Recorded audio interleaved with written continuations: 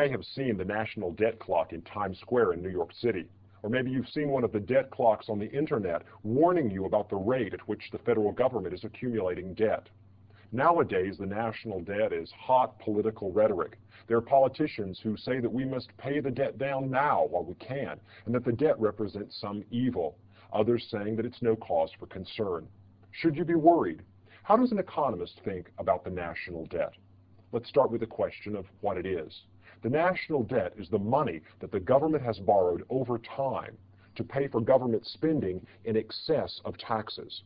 In any given year, if the government spends more than it takes in tax revenue, this is called deficit spending, and these budget deficits add up to form the national debt. The government finances deficit spending by issuing IOUs, treasury bills, bonds, and notes, and other government bonds. If you take the total quantity, the total value, the total amount of outstanding bonds, you've got the national debt. Right now, the national debt in the United States is equal to about $5.7 trillion. Is that a lot? Well, it depends on who you ask. The United States has the largest government debt of any country in the world. And yet, if you compare our national debt with our gross domestic product, the United States isn't doing so bad. National debt in the United States is only about 60% of gross domestic product, compared with 130% for Belgium and 90% for Canada. Lots of countries have much higher ratios of debt to gross domestic product than the United States. But just because we're not doing as badly as some other country, should we still relax? Is the national debt a problem? What is the concern? Well, usually people think that debt is a bad thing because it means that in the future you're going to have to cut back your spending in order to pay back what you've borrowed. Is this the case with the national debt? Who have we borrowed it from? Don't confuse the national debt with the United States foreign debt. Foreign debt is the net amount of money that the government and private borrowers have borrowed from people overseas.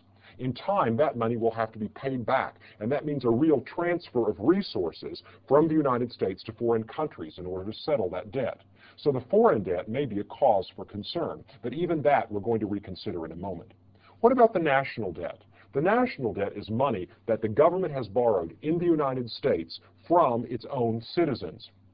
As a lender to the government, I am paying money to buy a government bond. I've lent my money, and therefore in the future, the government is going to pay this money back to me with interest. And interest is the key idea here, because the government will pay off its bonds by raising taxes in the future, which means that those of us, those U.S. citizens and other nationals here in this country who hold these bonds are due money from the government. That is, I'm going to collect money from you when you pay your taxes that enable the government to settle the debt in the future.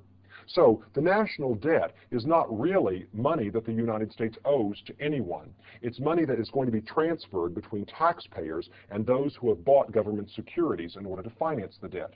In the meantime, those of you who don't hold bonds are on net paying taxes that cover the interest for those of us who do hold bonds. So as a bondholder, I'm collecting interest from my fellow American citizens and other people in the U.S. who pay taxes that goes to cover the interest stream that I get as a bondholder.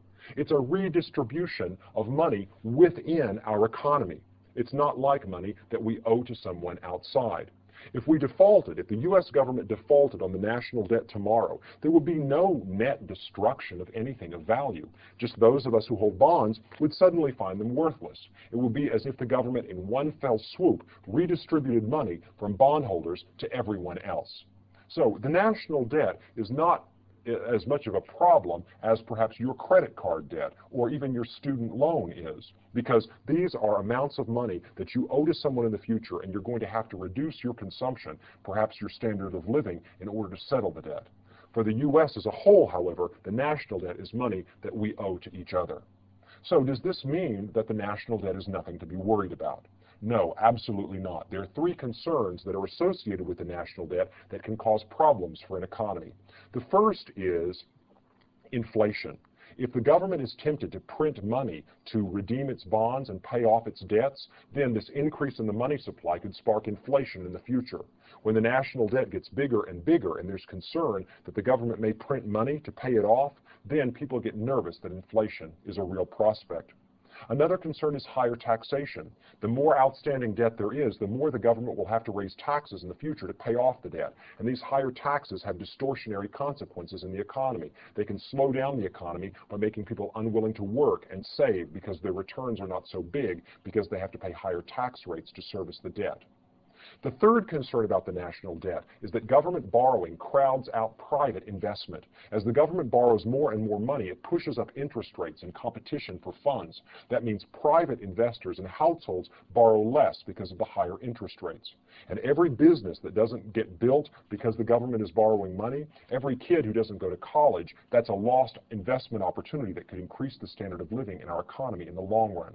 In that sense, the debt is, in some way, borrowing from future generations, because we're reducing productive capacity when the government borrows money now and takes it away from others who might want to borrow it to do business investments and investments in human capital. However, if the government is borrowing money in order to build roads and bridges and other capital projects that increase the value of opportunities in the economy, that increase opportunities and make business easier to do. If the government is using borrowed money to invest in public goods, then the government is creating opportunities that wouldn't otherwise exist. The government could be investing in defense, it could be investing in streetlights, it could be investing in the internet. All of these things create business opportunities rather than reduce them. Which brings us to kind of the final word on debt. It all depends on what you're doing with the money. Are you investing in something that's creating an asset that's going to yield value in the future that enables you to pay off the debt with profits to spare? Or are you investing the money in a good time right now that is borrowing money for consumer goods, meaning that in the future you'll have to pay it off in terms of the lost opportunities? That is, everything we spend on consumption goods now is money and resources that aren't being invested in things that can create a higher standard of living down the road. What about the surplus? There's a lot of talk nowadays about how the United States budget has moved into surplus. Well, this surplus is an opportunity to pay down the debt. Does that mean that we should? Not necessarily. Every time we use the surplus to redeem outstanding bonds, we're taking bonds out of circulation, and these bonds are an important component of capital markets. What's the market going to do when all of the 30-year Treasury bills and bonds have been retired? What's the market going to do? When the 30-year Treasury bond is gone, then long-term securities are not so easily accessible to people who want long-term safe investments, and that's going to create some disruptions in the financial markets, as we've seen in the early months of 2000. But the surplus itself is an opportunity to pay down the national debt, just as the deficit was the opportunity to accumulate it.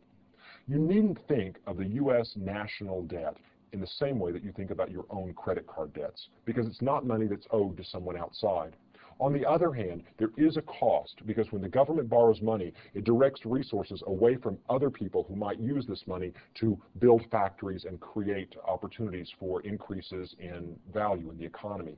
Can the government use this money and invest in capital as effectively as business and other people in the private sector? That's the question. If the government has opportunities, then its debt is a good thing. It's borrowing to increase our standard of living in the long run. On the other hand, if the government is borrowing to invest in unproductive products and projects, then the government is imposing a cost on us. But it's odd the way debt works, because it's really you and I who owe the money to each other, even though the government is doing the transaction.